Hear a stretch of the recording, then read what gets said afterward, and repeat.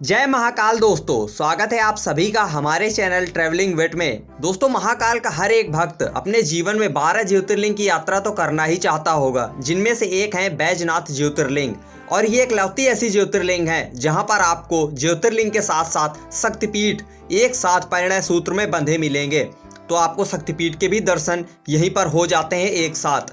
तो दोस्तों, अगर आप यहाँ आने की सोच रहे हैं या प्लान बना रहे हैं, अपनी बैजनाथ की ज्योतिर्लिंग की यात्रा को करना चाहते हैं, तो इस वीडियो में आपको सारे सवालों के जवाब मिल जाएंगे। जैसे कि यहाँ आप सरलतापूर्वक कैसे पहुँच सकते हैं, खाने पीने की बैजनाथ ज्योतिर्लिंग में क्या व्यवस्थाएं हैं, दर्शन हम कैसे कर सकते हैं, टाइमिंग्स क्या क्या हैं, आसपास के कौन से प्लेसेस हैं बैजनाथ में जो हम घूम सकते हैं।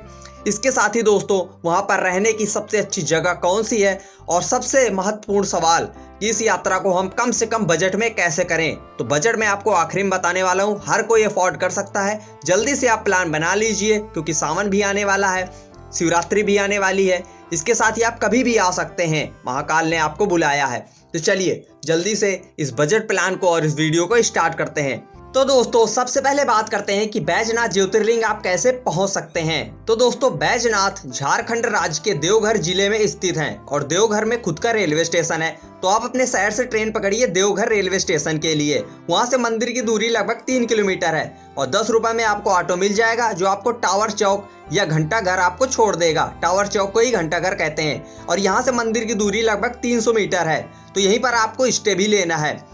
इसके साथ ही अगर आपको देवघर रेलवे स्टेशन के लिए ट्रेन नहीं मिल रही है, तो आप जेसीडी जंक्शन आ सकते हैं। यहाँ से मंदिर की दूरी लगभग 7 किलोमीटर है और 20 से 25 रुपए में आपको ऑटो मिल जाएगा, जो आपको टावर चौक तक छोड़ देगा।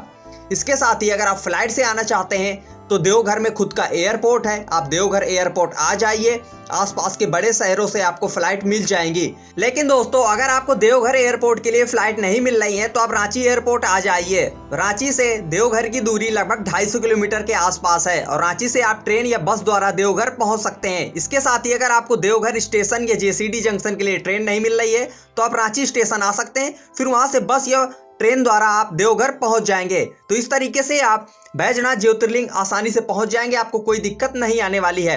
तो अब आप टावर चौक आ जाइए। वहां पर आपको रहने के लिए आपको बहुत सारी व्यवस्थाएं मिल जाएंगी, होटल, धर्मशाला, लॉज, हर तरीके की सुविधा है। दोस्तों, धर्मशाला के प्राइस की बात करें तो 600 से 800 में आपको धर्मशाला मिल जाएगी। मिनिमम आप 2 लोग तो रहोगे, तो पैसा भी डिवाइड हो जाएगा। इसके साथ ही अगर होटल के प्राइस की बात करें तो 1200 से 1500 में आपको होटल्स भी मिल जाएंगे।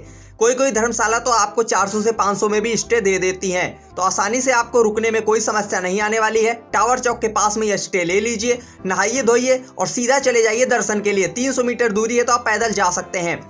मंदिर में दर्शन के टाइमिंग की बात करें तो सुबह 4 बजे से रात 9 बजे तक दर्शन आप कर सकते हैं। सावन या शिवरात्रि के टाइम में अगर आप आते हैं तो आपको भीड़ देखने को मिलेगी।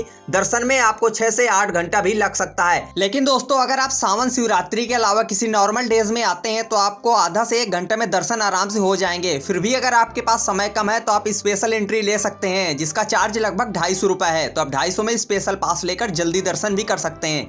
दोस्तों, बाबा बैजनाथ के दर्शन करने के बाद पास में है पार्वती माता का शक्तिपीठ। यहाँ पर माना जाता है कि माता सती का हृदय भाग गिरा था और शक्तिपीठ की स्थापना हुई थी। तो इस यात्रा में आपको ज्योतिर्लिंग के साथ शक्तिपीठ के दर्शन करने का भी सौभाग्य मिलता है। मंदिर परिसर में बहुत सारे मंदिर हैं, तो आप उनके भी दर्शन आराम से करिए। 3 से 4 घंटे आप समय दीजिए मंदिर में और फिर आप आ जाइए अपने होटल में।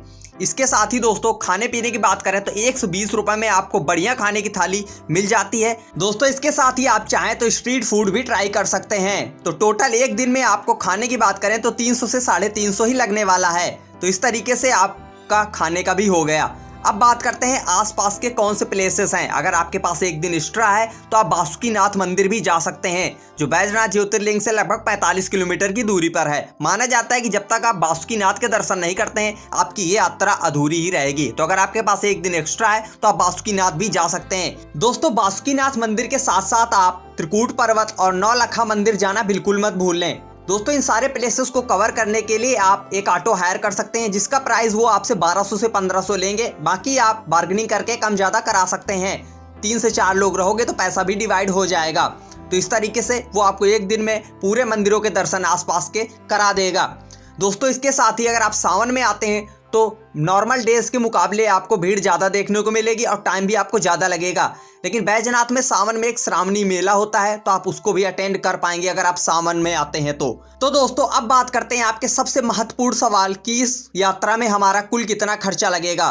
तो दोस्तों अगर आप बैजनाथ के आसपास के सारे प्लेसेस को कवर करना चाहते हैं और बैजनाथ ज्योतिर्लिंग के दर्शन भी करना चाहते हैं तो आपको इस यात्रा को 2 डे और 1 नाइट की ही करनी पड़ेगी, जिसमें आपका खर्चा 4,000 से 4,500 तक लग सकता है।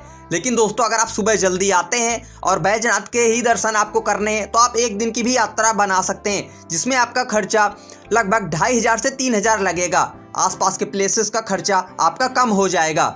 तो इस तरीके से आप कोशिश करें कि आप 2 डे और 1 नाइट की ही यात्रा करें, क्योंकि एक बार आना होता है तो आप पूरा ही कवर करके जाएं।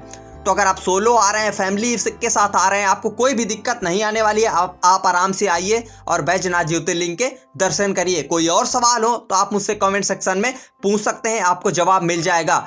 4 से 4,500 का जो मैंने बजट बताया है, इसमें मैंने स्लीपर ट्रेन का ही कॉस्ट ऐड किया है 1 पर्सन।